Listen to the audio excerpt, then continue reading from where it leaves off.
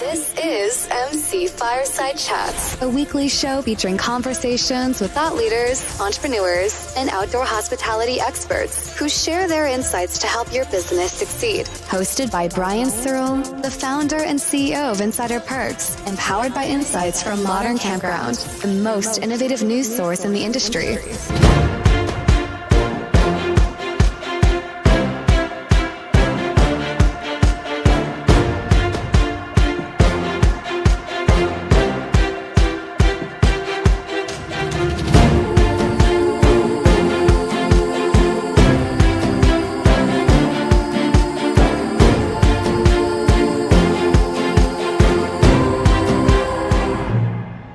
Welcome, everybody, to another episode of MC Fireside Chats. My name is Brian Searl with Insider Perks and Modern Campground. Excited to be here with you guys for another third-week episode featuring mostly our campground owners-focused show here, although that's going to change in 2025. We'll outline more of those plans, be more topically focused for those of you who want to zero in on data analytics and things like that. So we're excited to make that switch. But for now, we're all about campgrounds. So we have a brand new recurring guest here with us to join our panel, Ali Rasmussen from Spacious Skies Campgrounds, who I'll let introduce herself in 1 second.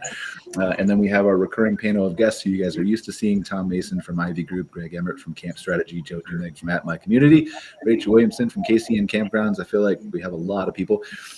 We're maybe missing one or two people. And then we have a couple special guests here: Zackry Cooper from Blue Metric Group, Peter Bingeman. Is it Bingeman, Peter? Bingeman, yes. Yep. Cool. Bingeman. Anyway, I know you, I think. Sarah Krause from, where are you from, Sarah? I know you're a consultant wizard guru for all the shows, and where are you from, though? Stevens Point, Wisconsin. Okay. C&D Hospitality.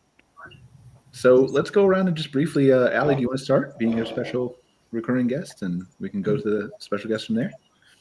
Yes, my name is Ali Rasmussen. I am the co-founder and CEO of Spacious Skies Campgrounds. We are owners and operators of currently 15 locations from Maine to Georgia. And our amazing Cosmic crew serves our amazing Cosmic campers. Awesome. Excited to have you here. I know you got a lot to unpack and a ton of insights from owning 15 parks and being so deeply involved in the industry. So excited to chat with you over this week and the coming weeks too. Peter, you want to go? Yeah. So Peter Bingeman, part of the CGRV group. I have been in the industry for over 50 years. The family business being Bingeman's in Kitchener. That's where I grew up and cut my teeth there for the first 25 years. And of course, family ways sometimes have a way of making things happen. So on my own, with my brother, this is 25 years at this property. We have 3 properties representing 454 sites.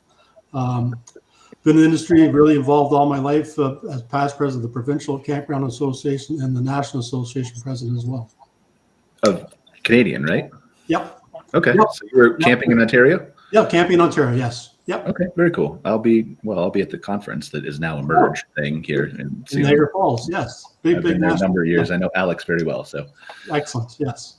Sarah, you want to go? Sure. My name is Sarah Krause. I am the CCO at C&D Hospitality. We have 3 campgrounds in central Wisconsin. Awesome. Thanks for being here, Sarah. I know you have a lot of knowledge. I've seen you speak at a couple conferences, so excited to dive into some of that with you. And Zackry? Yeah, thanks for having me. Yeah, my name is Zackry Cooper. I'm with Blue Metric Group. We were founded about 3 years ago. I found my way into Blue Metric Group as a LP investor, serial real estate investor out in the marketplace. Always had a fascination with RV and dove in really deeply into that. I cut my teeth in the industries of real estate through mortgage lending, mortgage banking, operations, and all of that stuff. And that's what I spent a lot of my time doing inside of the Blue Metric world and trying to uncrack the gift of RV. So awesome. And you do like investment, right? RV park investment is what I have in my notes. Excuse me? You do RV park investment. That's what I have in my notes, like investing in RV parks. Yes. So at Blue Metric Group, our specialty is RV parks, predominantly in the Southeast and some of them up in Montana where we're at. So So awesome. I RV want to let parks. our recurring people just briefly introduce themselves, and then maybe that's a good place to start, where we can have you kind of tell about your company and how you got into it. And then I know many other people on this call will probably be interested in weighing in and maybe asking you a question, because they all have a lot of investment experience in the space as well. Not all of them. I don't. I just run a website and do some marketing. So, but Tom, you want to introduce yourself real quick? Yes. Good afternoon, everyone. My name is Tom Mason. I'm the COO of Ivy Management Group. We have 20 parks across the United States, and been doing it since 2017, and we are strictly third-party management. So we have ownership groups that we've partnered with, and we manage their assets for them. Awesome. Excited to have you here, Tom, as always. Joe, you want to introduce yourself? I'm Joe from At My Community. I am the owner. We've been making mobile apps for campgrounds for about 7 years. We also are fairly avid campers. I spent about 2.5 years on the road. Not full time ever, but just in different spurts. All this makes me feel so old, because I remember like working with Tom in 2017 and meeting you, Joe, for the first time, and I'd already been in the industry. This is why I'm bald, so the gray hair doesn't show. You were bald back then, Brian. Hello, everybody. Thanks for having me on again, Brian. Greg Emmert. Been in the industry now for, I can't believe I'm saying this, but I just cracked 30 years. So 26 years as an owner-operator. Now I feel young again. Thank you, Greg. You're welcome. Yeah, and I left all my wisdom hairs in, so you can keep shaving yours, and I'll just show mine. So 30 years, 26 as a park owner and operator here in Northeast Ohio, and now the last 4 as consultants of camp strategy. And contrary to popular beliefs and evidenced by my presence here today, I do not just show up for the episodes that I'm asked to guest host. Did that go well last week? I haven't watched it yet. I think so. You can act like you didn't watch it, but you couldn't wait to tune in when you found out I was hosting. It's true. It's fair. It's true. Is that your real background behind you, by the way? It is. Yeah, this is my my man cave-ish second story bedroom / office. So if I get really tired, I just sack out. Yeah, that's a beautiful wall. I like that. Thanks. Rachel, last but not least. Hi, I'm Rachel Williamson. I'm with Casey and Campgrounds, their marketing manager. Been in the industry for about 10 years. So yeah. Awesome. Thanks for being here, Rachel. Big background from KOA, and excited to see what you're doing with KCN and all that kind of stuff. So let's start with you, Zackry from Duemig. I said we were going to talk about a little bit about RV park investing first. So because I know some of our people on here have that experience and would probably jump at the chance to maybe ask you some questions. But tell us about Duemig Group. How did it get started? How did you get involved with it? And what are your goals?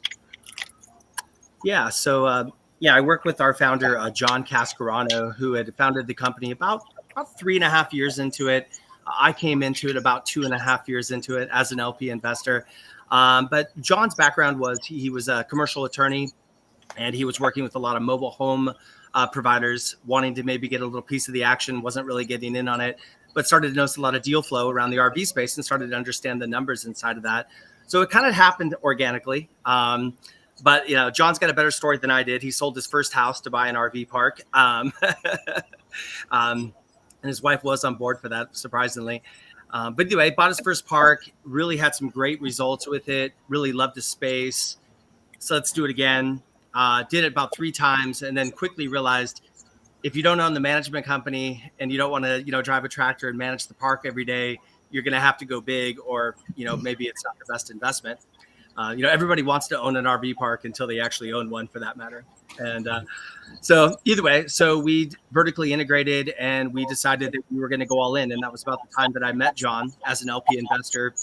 And here we are, just over 3 years, 24 parks into it, about $100 million of the valuation on there, about 3 more yet to close this year, and big plans for the coming year as well. And so we're just having a lot of fun with it. So I'm curious, from many people on this call have attended numerous OHI shows, used to be known as ARVIC, some of the provincial and state association shows. And we see, especially over the COVID years, that many more people are jumping into this industry, head first. I want to acquire RV parks. This is a good investment for many different reasons, but mostly because they are a sound investment, right? So I'm curious, what is your kind of guiding principle there? How do you differentiate yourself from everybody else who wants to buy the RV park down the street? Well, there's a lot there to unpack. Like I said, everybody wants to own it. It just kind of goes for everything. Everybody thinks it's really sexy, but they don't really understand the work that all of us probably go through. To at the end of the day, we own a business, right? This is a business. It is an RV park. It is cool. It's in the outdoors and it's all those things, but it is a hospitality business located in a rural location, not easy to employ. And when you talk about scale, what we learned quickly is, a lot of times if you have one park, you've got a lot of fixed expenses related to that park. So in scaling it, we were able to create a lot of variable related expenses, which allows us to allocate like our head of development for a period of time, 3 or 4 hours a week, as opposed to having a full-time development person and things of that nature. So the side of it is that there's a lot to manage. And unless you have a lot of variable rate features in regards to how you run your expenses, maybe the numbers aren't as sexy as they may seem. So you really do have to run it as a business to make it work. That's for sure.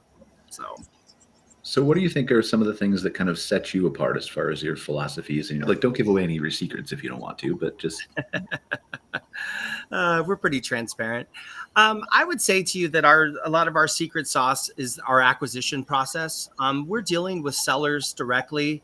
Predominantly, most of our parks are in the Southeast. So if you can imagine Tennessee and a lot of the surrounding states, we like the tax-friendly, landlord-friendly states. They allow us to maneuver. They're also open 365 days a year. A lot of RV parks, if you're in Arizona and it's 114, you may not want to go RVing. We also look for 3 unique features. We like to be by a lake, off a freeway, or next to a national park. Why? Because these are fixtures that are not going to change, and they're not going to go away. So you might hear a lot of times when I share the story of RV, people go, "Well, Zach, this sounds amazing, but what could go wrong?"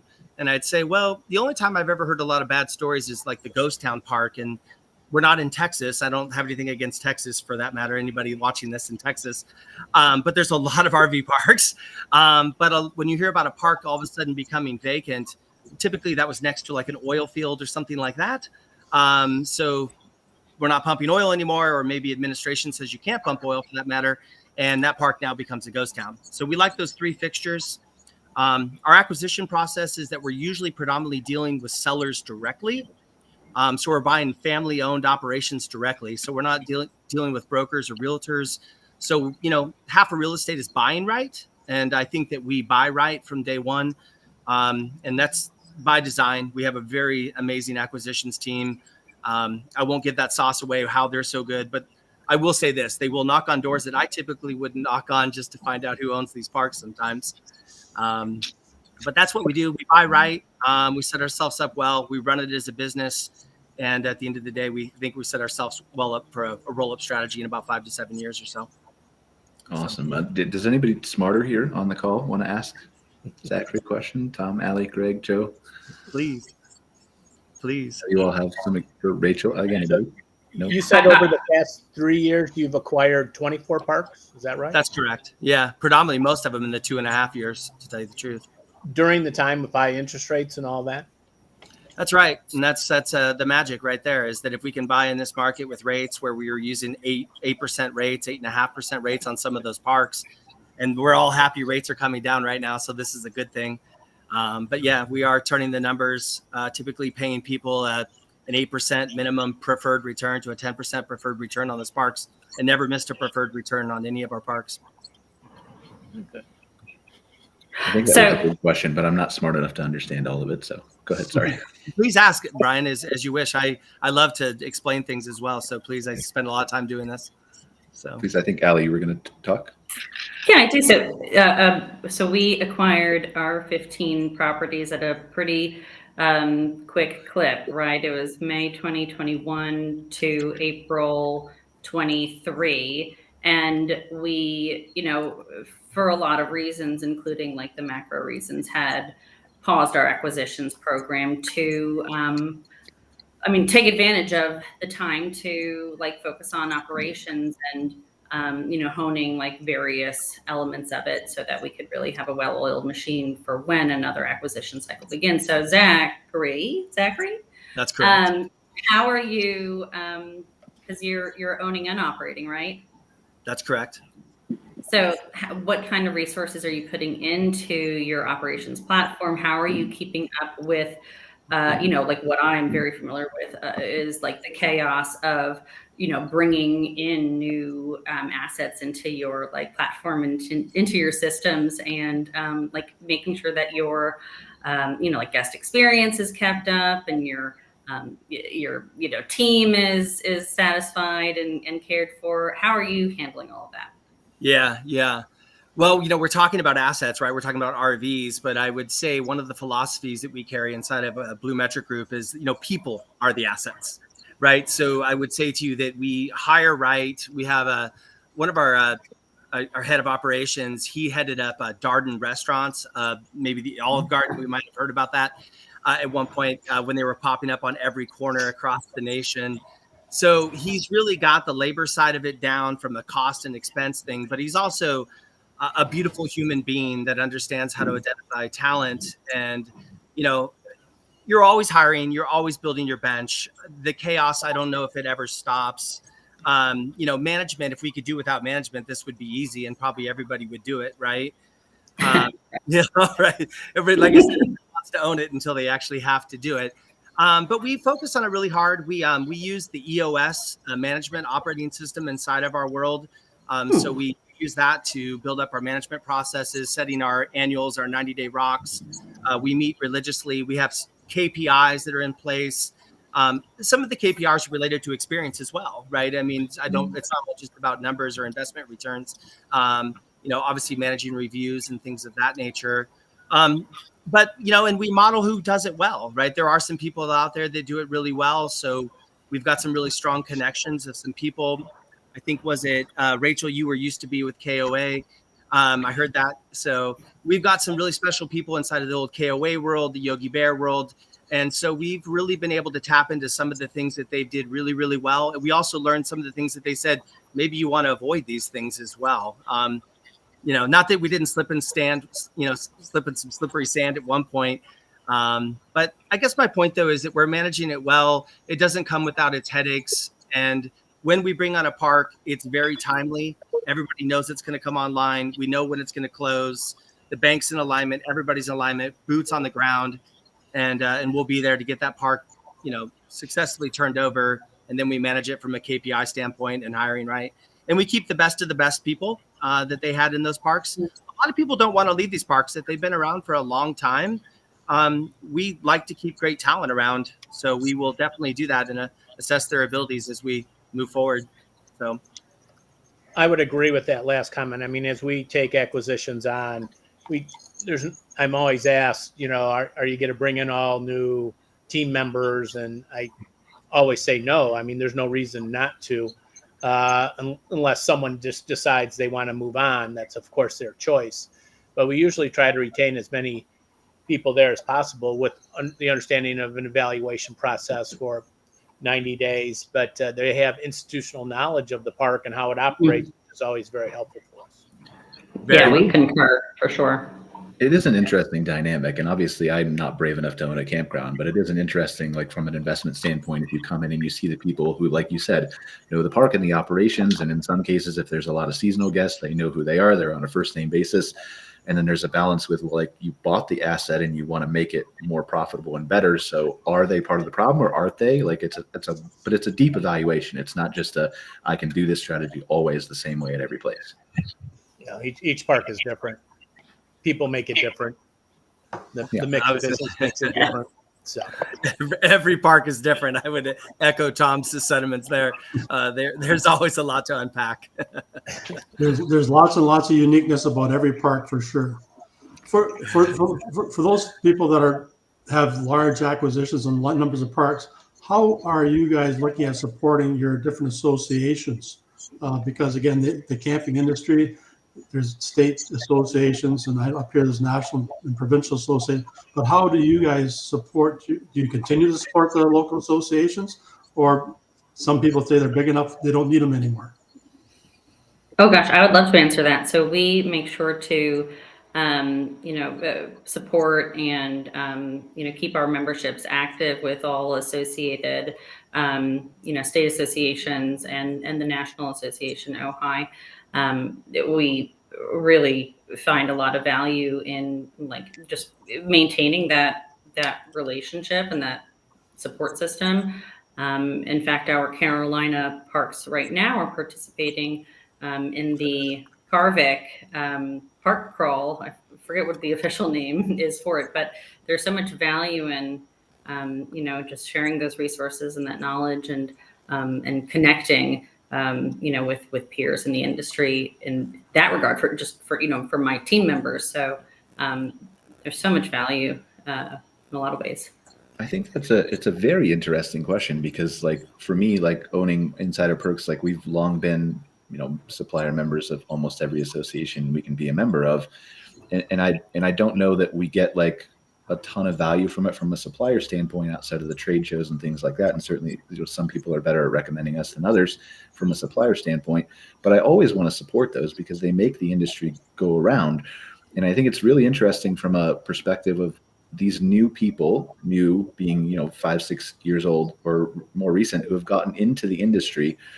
I think just there's a lack of communication sometimes between certain associations and those groups to make them and understand, to show them the value, because it is there, but sometimes they're just not maybe used to communicating that in the way that these different types of investors need to be communicated with. Is that fair, Sarah? Like, I know you're involved a lot with Waco and with campground owners. And I think that is fair. That's a totally great statement. And I do think that a lot of people that are coming into the camping industry also came from a different industry, and they're not used of being in an industry where people work together.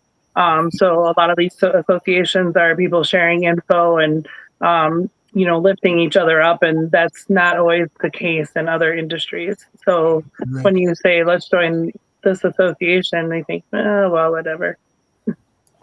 But there's no other industry out there that shares any more than the camping industry. I find that day in and day out. You find other industries, whether it be even I do a lot of trailer sales too, and that industry, again, very, very different. But you get in the camping environment, boy, those people are sharing everything. Well, so, I mean, you've opened this question, right? So let's, like, Peter, do you want to just briefly introduce yourself and the parks that you own and where you come from, and then maybe some of your background, just so they understand where you're coming from as former leaders of those associations? Yeah, well, for me, my first 25 years, family business, and again, big amusement park, 500 campsites, very well known in our local area, and big catering business, doing the Molson Indies to when the Pope came over, doing the food service, all those things. But again, family business, family dynamics, that's a whole nother story. But in a family business, decided to separate our ways, and so again went out, and again I love the industry and would do nothing else but this, and so went out and found my own spot, and along with my wife and my son and daughter, so now we're up to 3 parks. My wife says if it's number 4, you have to find a different partner. So 3 is enough, but again we do keep extremely busy, and for us, in our industry, in our campgrounds, we do absolutely everything we possibly can. So we're selling trailers, we're building decks, we're doing ad-rooms, we're doing service work. Absolutely everything that has involved with the campground, we are keeping in-house to maximize every cent we possibly can from that. That's why, in the summertime, I have 45 staff. I've got 14 staff full-time year-round working. We're building buildings, and so we're just in closing here now. So keep those guys busy all winter long, so I don't have to replace staff and turn them over. So I like being able to guarantee, whether it be students in the summertime, you're going to make enough money so you can go to university, or the people here and the healthcare programs and everything else, that you don't have to go anywhere else. So, and then through that industry, my dad was a founding member of our provincial association, and then I've been a past president. It's been 25 years ago now. It's been a while.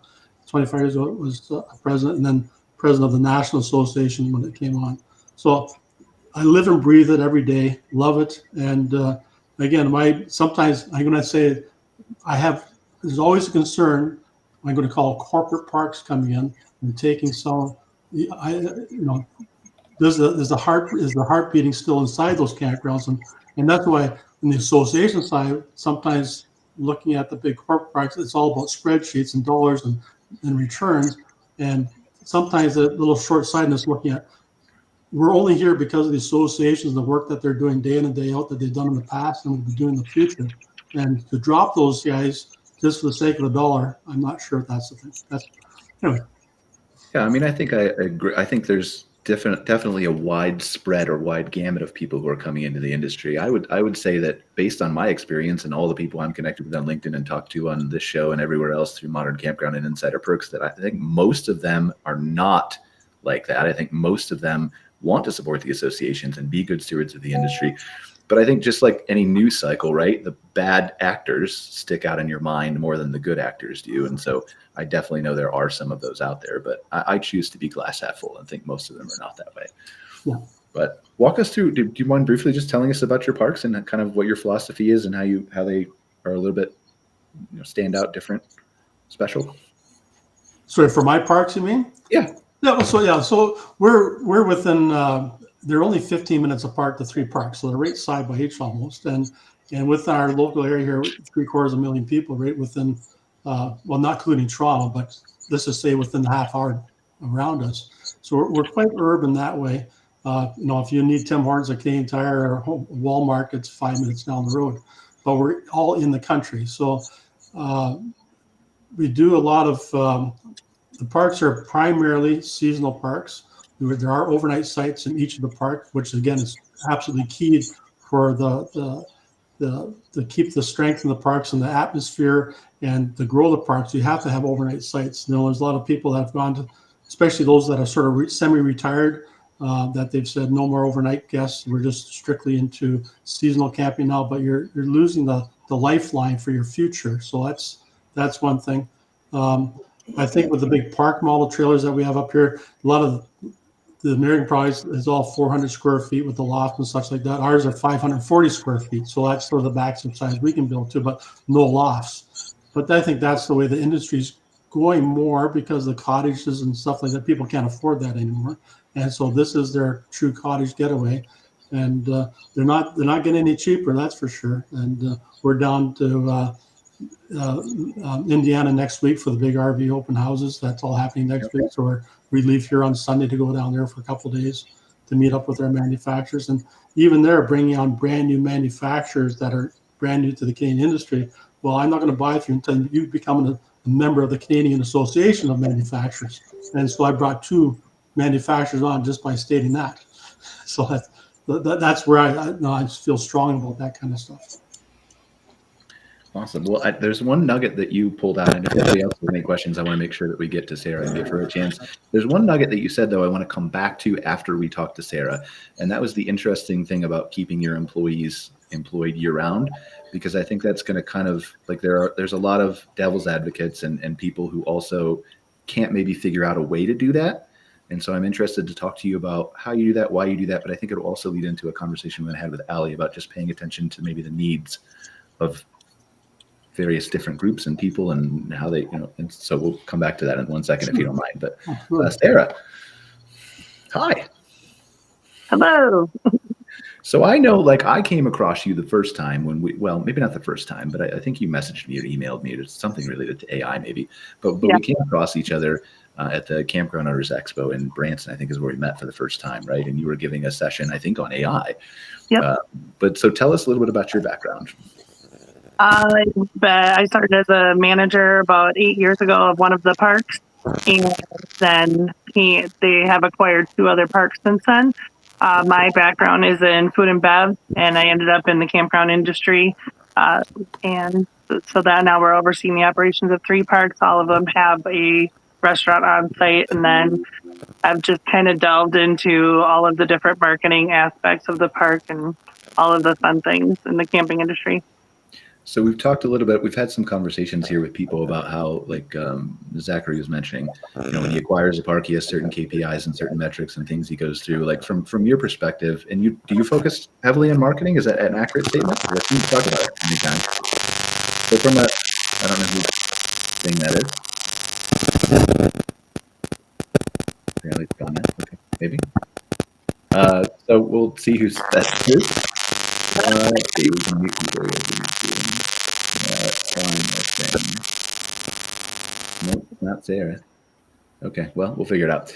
So, Sarah, just from we had a couple people who were talking to us about, Zackry was talking about the KPIs and the things that go through when you acquire a campground. So, from your perspective, coming into the industry with the food and bev experience, and then your 8 years, you said, of just experience and dealing with associations, and what is something that you can say is, not necessarily when you acquire, but when you come into a park and you're Sarah for the first time hitting her, boots on the ground, what is something that you're going to look at first to say, I want to make sure that this is done right?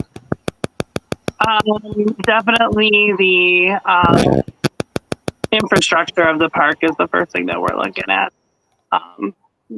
This last time we took on a much older park, and then just focusing on if the park's going to be family friendly or where we're marketing towards, and that is what we market towards.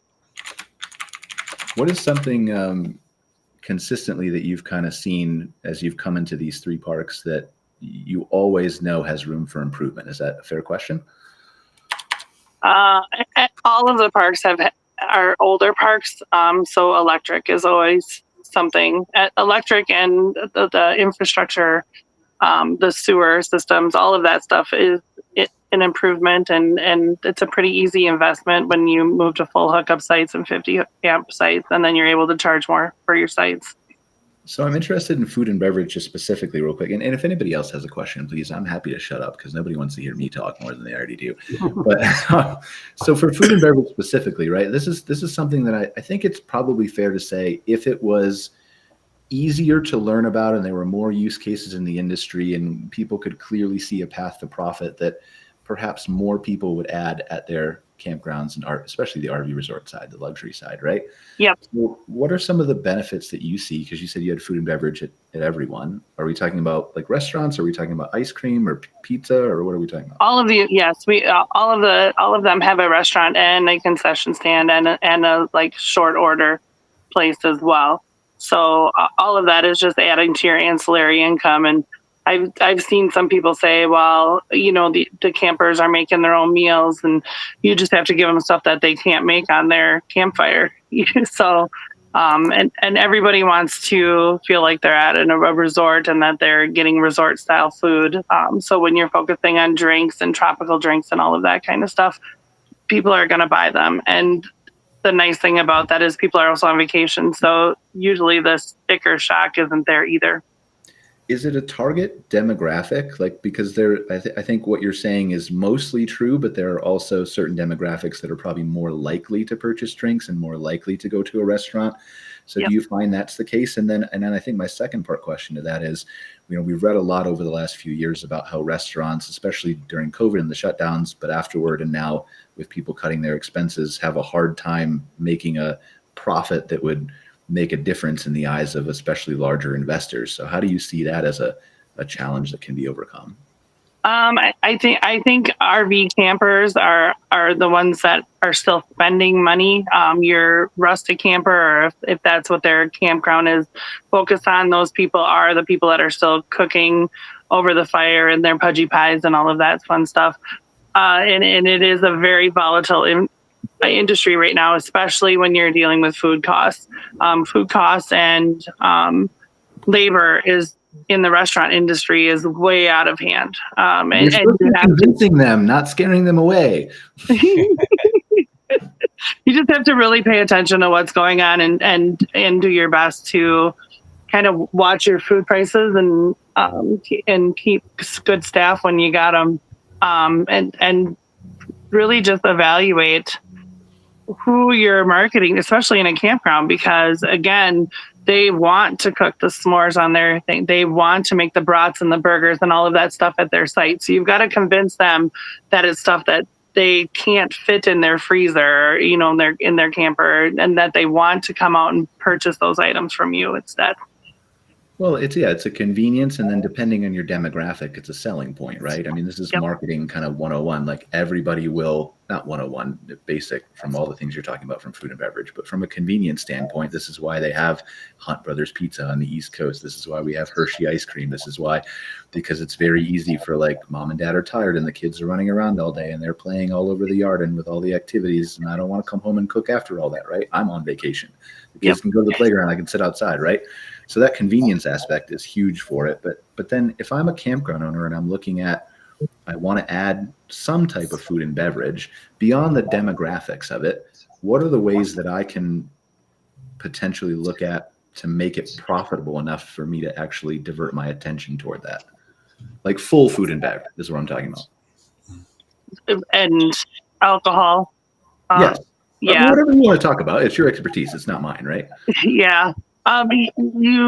You want to keep everything small enough that you can keep a low staff, but still pump out enough drinks and food. So don't let somebody talk you into building a 8,000 square foot bar that you can't manage without 12 people working, I think is a big deal.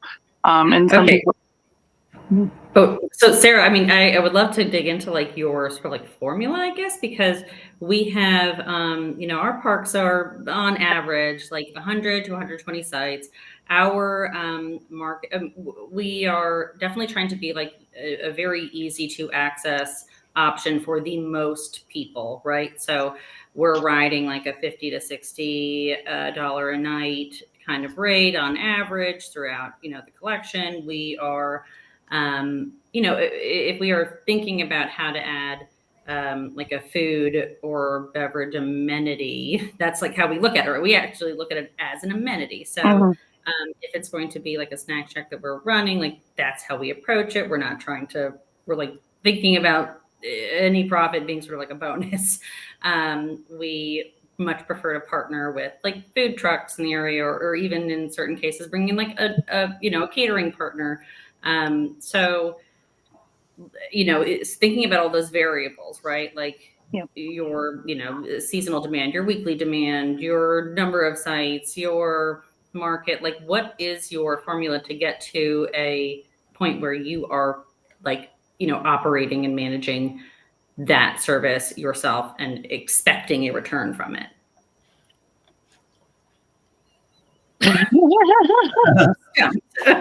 Yeah. Sorry. It's just, I mean, that's a huge animal. The food and beverage industry. Obviously, our parks are larger than yours. I think that we also have the ability to pull from the outside. So our marketing isn't solely based on the campers. We are marketing to our local market as well with all of our food and bev stuff. Yeah, I'm not. Yeah, if you didn't have that, it's really hard to do. It would be very difficult. Yeah. If you have day use coming in to utilize that, just to depend on your own people within the park, that's a hard nut to crack. I know with two of my facilities, I do have food available. We don't do any alcohol at all. It's just strictly, so once, I guess you can call it a snack shack, but it'll do all your scooped ice cream, fries, burgers, fish and chips, and do some wraps and things like that. And, you know, if at the end of the day, if I make something, I'm ecstatic. I think it's a great amenity that basically separates me from the other guys, and providing that is having a great water play areas, things like that. It's just it sets you apart. And the other facility, we're just building a brand new one now, but I purchased a food trailer, you know, and in there on a Friday night doing fish and chips, I got 4 girls working just nonstop, and they're pumping the stuff out. But again, to depend on outside people coming in, we've done that before too, but when we've really been sent out to dry on that, because set hours and this is what you're supposed to do, but they never do. If you've got your own staff, then yeah, you're committed to it. And when you advertise we're open from 11 till 8, you're open from 11 to 8, whether there's anybody there or not. That you made that commitment, and that's how we look at it anyways. But it is a great amenity, and to make money, that's a bonus.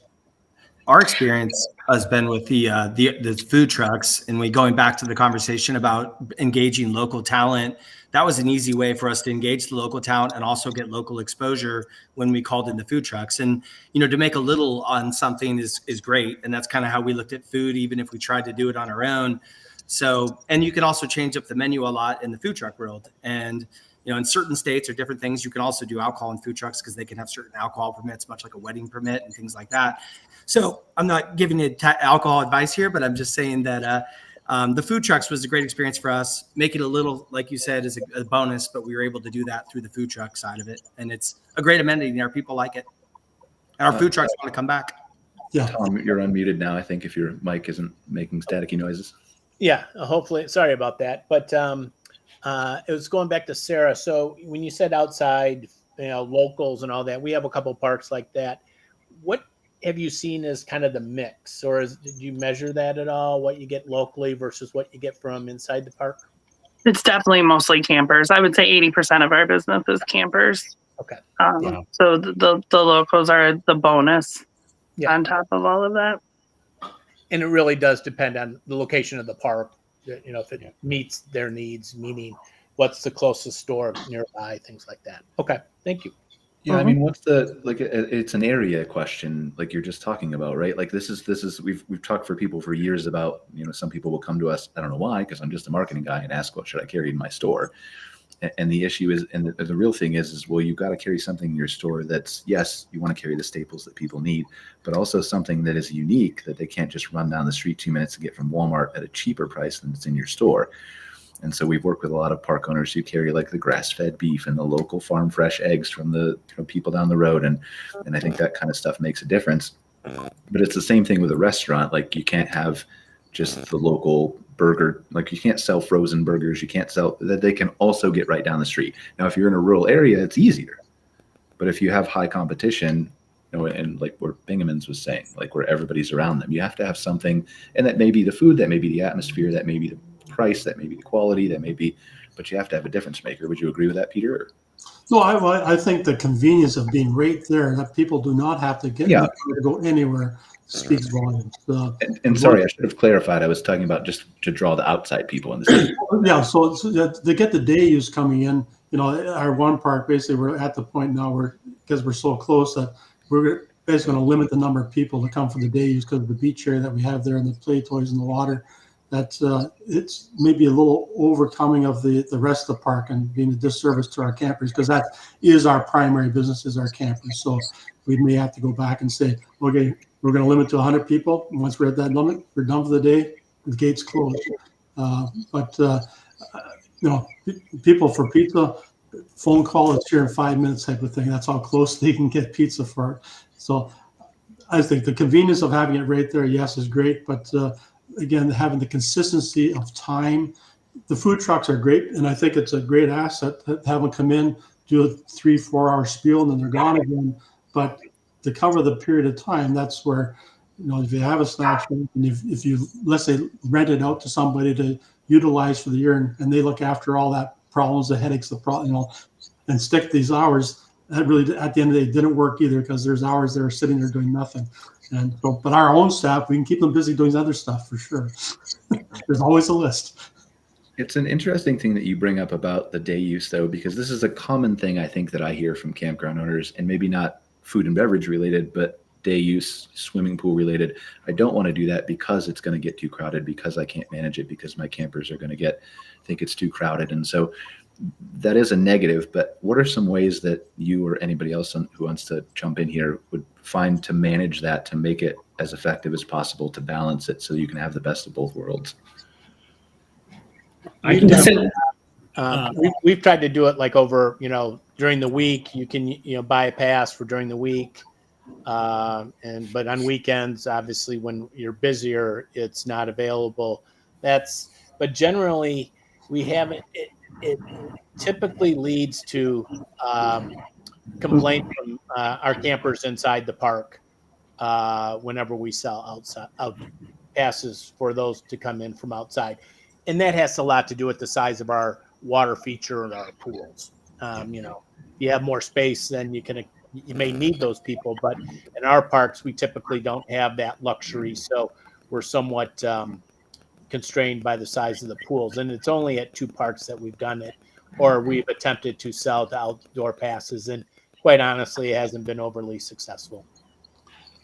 And then at that point, Tom, are you, do you feel like you're just, you're not really losing out on day pass people, you're sort of gaining for your seasonal customers or your regulars, right? Because now when your value prop comes up when you're selling, well, now I'm selling exclusivity. No one comes in from the outside, folks. This is all yours all the time. Do you find a way to leverage that? Well, I haven't been in that position where I'm selling, but at the end of the day, that definitely it has to do with customer service scores and and how it reads. So if I don't have those complaints, then my customer service scores are higher, and that's probably another selling point I would use at a sale. But the revenue generated from outside sales is minimal compared to what the managing, if you do it, the managing of the campers inside, if they don't have a chair or they don't have the space or they find out they're from outside, and it typically has not ended well. Sure. For our swimming pools, they're all gated specifically only for campers only. So outside people cannot use the swimming pools. This is it for the day beach area only. They cannot use the swimming pools. And that's also to do with health regulations too. Yeah. We don't have any outside access in our parks. You're either staying at the park or you're not in our world. So we just never have delved into that. I don't think it'd be a moneymaker even if we tried to. Yeah, I echo Tom's statements. It probably causes more challenges than it might be worth. So I think there are some unique parks where it could. Go ahead, Ali. Sorry, I'll shut up. It's For like just a bit of a contrary approach or opinion, we do at many of our campgrounds offer day pass. It depends on like the amenity mix. So our campground in the actually in Middle Tennessee, Zackry, where we have just like all of this acreage and natural swimming hole and hikes to waterfalls and all that. We offer a day pass there, or our location in the Western Carolinas where we have a giant water slide and like large, Junior Olympic swimming pool. So we have day passes offered there, but we manage it, by day of week, and we manage capacity. And we especially find it helpful in these early years for us as we come into these communities as an out-of-state ownership group, and it allows us to like make friends with our local community where we can offer a day pass usage to a local scouting group, or the local officers can host their kids' birthday parties at our pool. So it gives us a little bit of a way to join the community, and it doesn't come without its challenges as far as managing the day use guests with your campers, but it's just another thing to manage. And if it is done well enough, it can provide like a net benefit in our first, that's our view. And it certainly can depend on like timing and where we are in our evolution. Yeah. And like we said, like part of the park has its own story. So it sounds like you have a lot of trail systems and you can usher them one direction while the park owners or park stayers are over here. So I can kind of see how that could work in that model based on the demographic of the park, I guess. Rachel, I'm curious what you with both. You're already going to talk. A lot of it. No, it depends a lot on the demographic of the park area, though. Finish your thought, but I wanted to hear what you thought about from a KOA perspective, just working with all the different breadths of campgrounds, and then obviously with KCN with your 8 properties. Well, with KCN specifically, we've seen success with both. Honestly, it depends on the demographic for the specific park. Our little park in Goodland, it's so small there that when we have locals ask for a day pass to come and use the pool, it's not the end of the world. But if we look at a place like the Wisconsin Dells, most people aren't interested in a day pass to our Wisconsin Dells Park because all of the water parks are there. So demographic is a huge key piece when it comes to that. As for a KOA perspective, when I was working with Oak, we did not do day passes under any circumstances for a legality standpoint. What was the main legal reason for that? We couldn't be held accountable if an outside person came onto the property and was injured. And we didn't have that included as part of our insurance. So we did not allow outside people to come onto the property. So how would you, I'm curious, you have a lot of marketing knowledge, obviously.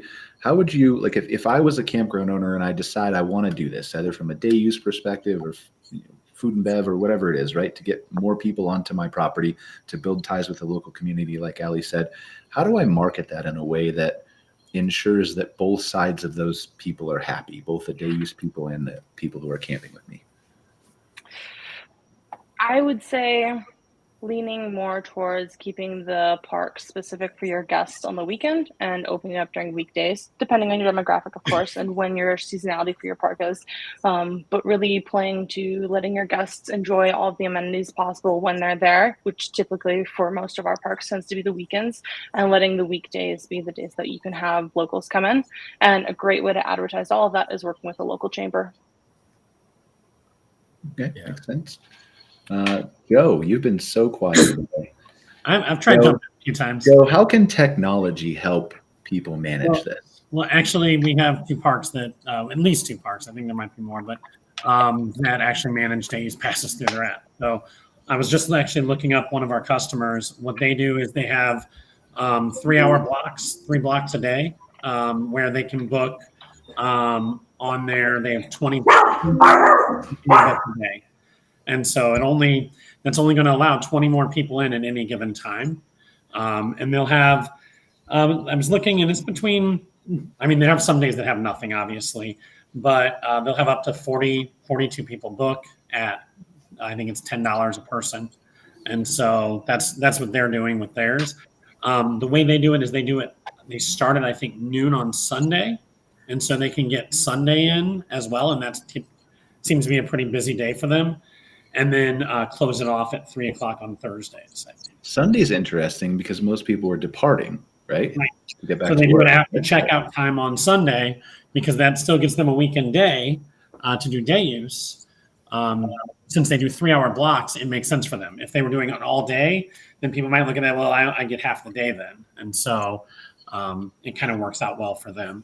And so people just go on their app, they see the times that's available, just like if you book a calendar entry on someone's calendar, select their time, pay, and then move along. How do I police the 3-hour block if I'm a campground owner? I haven't asked him how he manages that, but it's worked. I mean, he's been doing it. This is his 3rd year of doing this.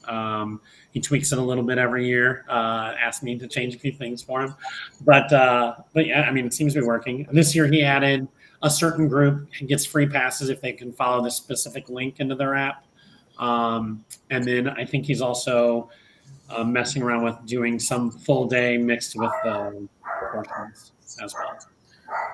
What are, and certainly if anybody else has any questions, but what are some of the ways that, I know we've talked about your app, you've been a recurring guest here for a while, but just generally speaking with technology, what are some of the ways that you see tech being able to help alleviate some of the hassle that are involved with some of this stuff? And we just talked about day use, right? But certainly there are other examples.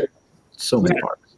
Well, so for what we do specifically, probably the number one thing that our parks is solving problems for them is by getting information from their campers. So whether it be bathroom maintenance, whether it be signing up to have a snowblower from the Canadian properties. We have a few properties there that have snow removal forms on their app, or forms for anything where they need to get information from their campers. That seems to do really well. Recently, we added ticket sales, so buying tickets that are limited to a certain amount and then go to a wait list. That gets a lot of usage in our snowbird parks. That's a very big thing for our snowbird parks. So anything like that, and it basically saves a lot of time. And then obviously getting information right in front of them, so that way they're not going, and when you have 100 check-ins on a Friday night, there's not somebody sitting and waiting in line to ask a question about where to go to eat. They can just get the answer right away, because that's typically not something that's on a campground owner's website or people would ever think to even do. I'm interested in the future with how we can make more money as technology improves, right? So I need a robot lawnmower at the campground, and then we need surge pricing like Uber, and people can bid like eBay for, I want my lawn mowed first. and they could just keep driving up the price, and that's an extra revenue for park You want to be the most hated man in America, or at least the RV industry. We have an automated mower service. If you need a recommendation, Brian, we have not employed it on the parks yet, but there is a gentleman in Middle Tennessee that has automated that process. I really want to do it. Like I looked at those; they were like $5,000-$6,000 for a small one. And I just have half a yard, and I'm like, well, I'm paying $100 to have them cut my lawn once. Maybe it's not worth the price. So I haven't bought one yet. But yeah, some of that stuff does fascinate me. Not just from. I mean, I'm clearly just joking around with this, although maybe not in the future. Yeah. But yeah. I love what Joe said, by the way, about the technology and with his community. And one of the things that we've been able to do to get more feedback is a lot of QR codes throughout the park where people can engage us throughout the park based on whatever amenity or thing that they're at. And we're able to get that feedback live in real time. And it's been very, very powerful for us. Yeah, I think that's something like I really, Ali, swear wanted to get to the diversity and accessibility conversation. I think we're like, once we passed that we didn't have less than, or at least 20 minutes to talk about it. I think we maybe can devote some time to the next show for that. But I think that's part of that process is just making sure, like the QR codes is an example of just making sure that people can reach you the way they want to reach you so that they have good service, however they decide that they want it, right? So I'm excited. Like I definitely want to do more justice than rushing through it right here now, Ali, but maybe we can have that next month if you're willing to do that. Sure. In regards to QR codes that you were just talking about, 2 or 3 of our campgrounds now have QR codes instead of printing out sheets for their mini golf and putting out pencils. And the QR code goes directly, opens their app. They can put their stuff in. They can submit to the campground to have like a contest for their golf scorecard, a mini golf scorecard.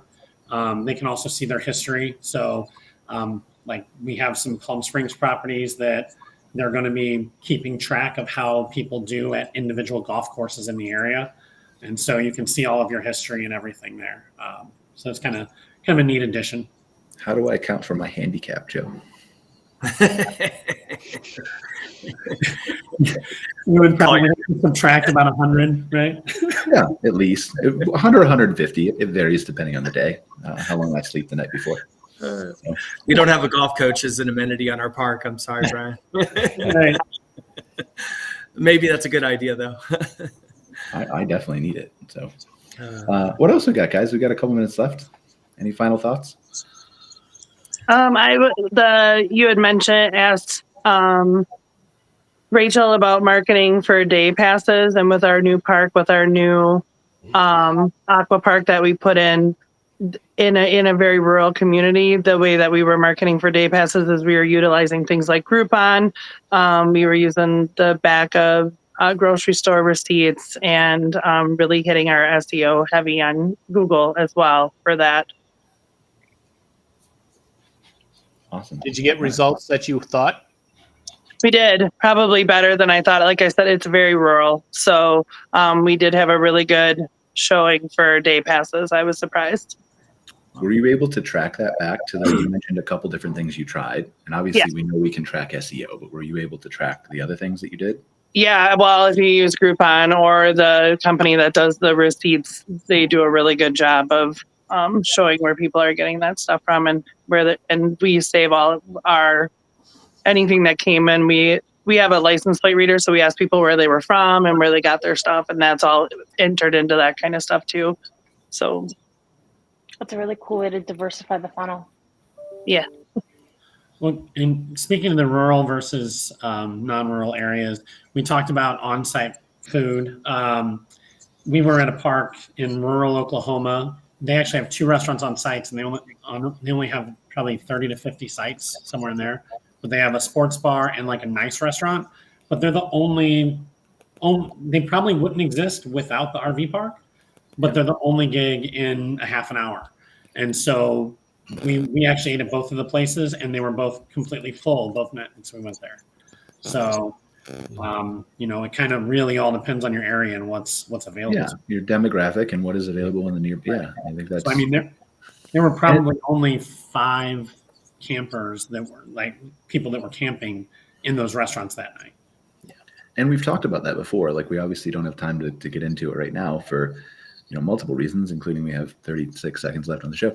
But I think that's another good thing to bring up, though, is just to talk about, like, drive home that when you're investing, when you're purchasing, when you're going into, this campground RV park industry, it's so important to do that due diligence and to understand who that guest is, who your local area is, what type of restaurants are there, what's your competition, not just from a, maybe an RV site standpoint, but from a whatever I'm going to do, day use or restaurant or food and bev or ice cream or whatever it may be. And I know I've talked to a lot of people who did not do as much as they should have over the pandemic when they jumped in very, very quickly. So make sure to get your market analysis. That is for sure. Greg, do you do this? Yeah, we do. That's what I was just going to chime in with, whatever little time is left here. And that is certainly, I would say 7 out of 10 of the people that contact Jeff and I are usually going, help, because they didn't dig deep enough. And it's, then we get to look at things and we go, oh man, you didn't make a bad buy, but we need to take the ship and just change the heading a little bit. Right. But, and we've talked a little bit with John, actually, from Blue Metric, and Kevin as well at KCN, been talking to those guys. They definitely, those two have awesome approaches to it. And Ali and Eric as well. Fantastic approaches to their due diligence. But a lot of people out there don't. It's expensive, right? It's not like going. How much to Walmart. Does it cost, Greg? We want to know right now. I need $1. It's $1.280, I'd say, right in there somewhere. But 280,000 or $280? You're underselling yourself. Yes, to all. So yeah, it's campground's an expensive purchase. So if you take due diligence from somebody, you figure that in.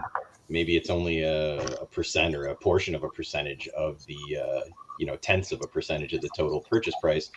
That pays you back so well in the end. But yeah, that market data, to Rachel's point, is absolutely priceless. You've got to have it so you know where to start, because that year 1 and 2, and sometimes even year 3, when you first buy that asset, as so many of the people here on the panel know, those can be really tight. And having that data and having your focus in the right area, it can change the game for you for those first few years. All right, I know. When I was in Gateway, I worked on their acquisition team, and that was always huge, of making sure that we would take that time to really dig into our due diligence. Yeah, right on. All right, I want to unpack that in a future show too, a little bit more, but I know we're over. So Greg, where can they find out more about Camp Strategy real quick? We'll just wrap it up with everybody real quick. Campstrategy.com. Thanks, Brian. Rachel, KCN Campgrounds? KCNcampgrounds.com. Joe? At mycommunity.com. Ali? If I really throw it off, it's spaciousguyscampgrounds.com, at Spacious Guys Campgrounds on most socials. She got her social media in. Take notes, guys. Up the game. Zackry? BlueMetricGroup.com. You can find us on Facebook there as well. You'll find us on Instagram. We like to hang out in the social world too. So, thanks for being here, Zackry. Appreciate you being a guest. Tom? Thanks for having me. IVgroup.com. Peter? CountryGardensRVpark.ca. Awesome. Thanks for being here, Peter. Look, you're going to be at the conference, and I'll be there. All right. I think I got 8 staff coming in total. Awesome. I'm sure we've met. We must have met. I've been there for 4 or 5 years, but looking forward to seeing you again. Sarah? cdhospitalitywisconsin.com. Awesome. Well, thank you guys. I really appreciate you joining us for another episode of MC Fireside Chats. We'll see you next week for a RV industry outdoor rec focused episode. Take care, guys. I appreciate everybody being here. We'll see you soon. Bye-bye. Thanks, Brian. Joining us for this episode of MC Fireside Chats with your host, Brian Searl. Have a suggestion for a show idea? Want your campground or company in a future episode? Email us at hello@moderncampground.com. Get your daily dose of news from moderncampground.com. And be sure to join us next week for more insights into the fascinating world of outdoor hospitality.